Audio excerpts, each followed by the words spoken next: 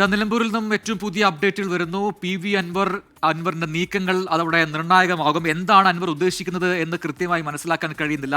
ആ രീതിയിലുള്ള പ്രതികരണം അല്പസമയം മുൻപ് അൻവറിൽ നിന്ന് ഉണ്ടാവുകയും ചെയ്തു. ഉപതെരഞ്ഞെടുപ്പിൽ മത്സര സാധ്യത തള്ളുന്നില്ല PV അൻവർ എന്നുള്ളതാണ് ഏറ്റവും പുതിയ അപ്ഡേറ്റ്. 2 ദിവസം സമയമുണ്ടല്ലോ, നോക്കട്ടെ എന്ന് അൻവർ മാധ്യമങ്ങളോട് പ്രതികരിച്ചു. മത്സരിക്കാൻ ആളുകൾ നിർബന്ധിക്കുകയാണെന്നും അതിനായി പണം നൽകാൻ ആളുകൾ തയ്യാറാണെന്നും അൻവർ പറഞ്ഞു. UDF-ലേക്ക് എന്നേക്കുമായി ഇല്ല എന്ന് പറഞ്ഞിട്ടില്ല എന്നുകൂടി PV അൻവർ പറയുന്നു.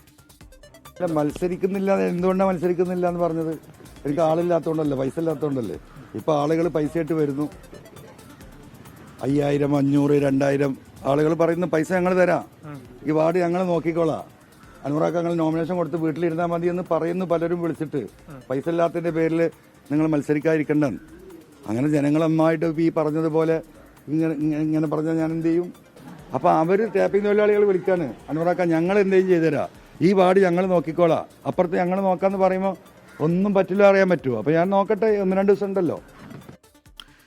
സമീർ ബിൻ കരീമാണ് മലപ്പുറത്ത് നിന്ന് കൂടുതൽ വിവരങ്ങളുമായി ചേർന്നത്. സമീർ, PV അൻവറിന്റെ മനസ്സിലെ പ്ലോട്ട് വേറെന്തോ ആണ് എന്ന ചില സൂചനകളാണ് ഇപ്പോഴത്തെ ഈ പ്രതികരണത്തിൽ നിന്നും ലഭിക്കുന്നതല്ലേ? കാരണം ഒരു ഘട്ടത്തിൽ മത്സരിക്കാനില്ല എന്ന് പറയുന്നു, ഇപ്പോൾ മത്സര സാധ്യതയുണ്ട് എന്ന രീതിയിലുള്ള പ്രതികരണങ്ങൾ വരുന്നു, ആളുകൾ പണവുമായി എത്തുന്നു. അപ്പോൾ പണമൊന്നുമല്ല, ആ രീതിയിലുള്ള പ്രതികരണങ്ങളൊക്കെ പ്രത്യക്ഷത്തിൽ പറയുന്നെങ്കിലും അതൊന്നുമല്ല അൻവറിന്റെ മനസ്സിൽ. മറ്റെന്തോ ഒരു പ്ലാൻ, മറ്റെന്തോ ഒരു പ്ലോട്ട് ഉണ്ട് എന്നാണോ സമീർ?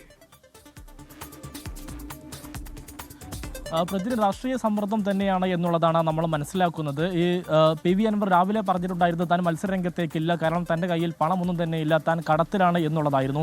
ഇപ്പോൾ അൻവർ പറഞ്ഞിരിക്കുന്നത് അൻവറിന് പണവുമായി നിരവധിയായിട്ടുള്ള സാധാരണക്കാരായിട്ടുള്ള ആളുകൾ വരുന്നു.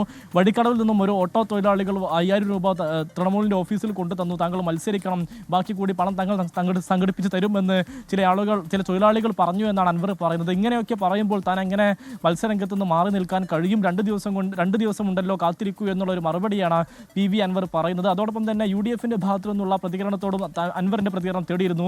UDF-ന് അൻവറുമായി ചർച്ചയ്ക്കില്ല എന്നുള്ളതായിരുന്നു UDF-ന്റെ പ്രതികരണം. ഇതുമായി ബന്ധപ്പെട്ട് അൻവർ പറഞ്ഞത് UDF-മായി ചർച്ചയ്ക്കില്ല എന്ന് താൻ നേരത്തെ തന്നെ വ്യക്തമാക്കിയതാണ്.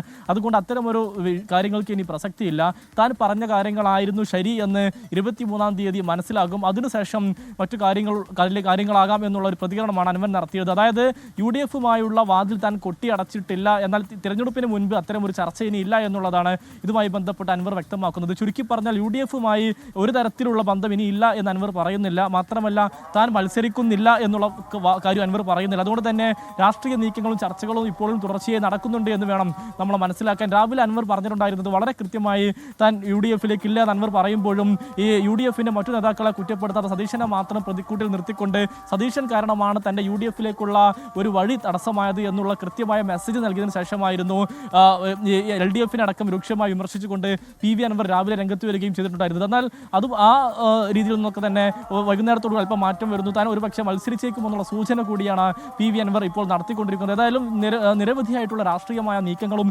ചർച്ചകളും ഇപ്പോഴും പുരോഗമിക്കുന്നെന്ന് വേണം നമ്മൾ ഈ ഒരു ഘട്ടത്തിൽ മനസ്സിലാക്കാൻ. ഏതായാലും ഈ തെരഞ്ഞെടുപ്പിന് മുൻപ് UDF-മായി ഈ ഒരു ചർച്ചയ്ക്കില്ല എന്ന് തന്നെയാണ് PV അൻവർ പറഞ്ഞു വെക്കുന്നത്. പ്രജിൻ.